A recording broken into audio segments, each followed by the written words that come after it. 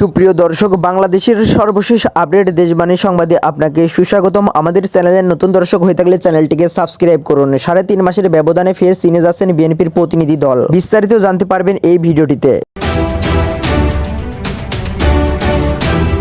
3.5 মাসের ব্যবধানে ফের চীনে যাচ্ছেন বিএনপির প্রতিনিধি দল। চীনের কমিউনিস্ট পার্টির আমন্ত্রণে আরও একবার দেশটিতে সফর করতে যাচ্ছে বিএনপির প্রতিনিধি দল। বিএনপি ছাড়াও তাদের সহযোগী ও যুপোৎযোগ আন্দোলনের শরিক দলের নেতারা থাকছেন 23 সদস্যের এই প্রতিনিধি দল। এবারের সফর দলটির নেতৃত্বে থাকছেন বিএনপির স্থায়ী কমিটির সদস্য ডাক্তার আব্দুল মঈন খান। আগামীকাল সোমবার চীনের উদ্দেশ্যে ঢাকা ছাড়বে প্রতিনিধি দলটি। গতকাল শনিবার ছাত্র দলের পাঠানো এক সংবাদ বিজ্ঞপ্তিতে এ তথ্য জানানো হয়। ডাক্তার আব্দুল মঈন খান ছাড়াও বিএনপির পক্ষ থেকে এই সফরে যাচ্ছেন দলটির যুগ্ম মহাসচিব শহীদ উদ্দিন চৌধুরী, অ্যানি আইন বিষয়ক সম্পাদক ব্যারিস্টার কায়সার কামাল, কৃষক দলের সাধারণ সম্পাদক শহীদুল ইসলাম, যুব দলের সাধারণ সম্পাদক নুরুল ইসলাম নয়ন, স্বেচ্ছাসেবক দলের সাধারণ সম্পাদক রাজীব আহসান ও ছাত্র দলের সাধারণ সম্পাদক নাসির উদ্দিন নাসির। বিএনপি ও সহযোগী সংগঠনের নেতারা ছাড়াও তাদের যুগপং আন্দোলনের শরিক দলের নেতারাও থাকছেন প্রতিনিধি দলটিতে। তাদের মধ্যে আছেন নাগরিক ঐক্যের সভাপতি মাহবুদুর রহমান মান্না, বাংলাদেশের ওয়ার্কার্স বিপ্লবী পার্টির সাধারণ সম্পাদক সাইফুল হক, গণ অধিকার পরিষদের সাধারণ সম্পাদক মোহাম্মদ রাশেদ খান, ন্যাশনাল পিপলস পার্টির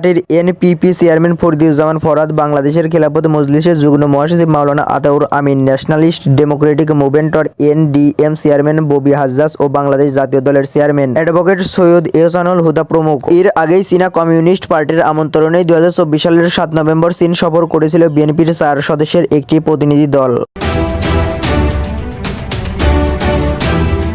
সুপ্রিয় দর্শক, এই ছিল এখনকার সর্বশেষ দেশবাণী সংবাদের আপডেট সংবাদ। পরবর্তী আপডেট সংবাদ পেতে চ্যানেলটিকে সাবস্ক্রাইব করে বেল আইকনটিকে বাজিয়ে রাখুন। আপনাদের মূল্যবান মন্তব্য জানিয়ে দিতে পারেন আমাদের কমেন্ট সেকশনে, আর ভিডিওটি শেয়ার করে অন্যকে দেখার সুযোগ করে দিন।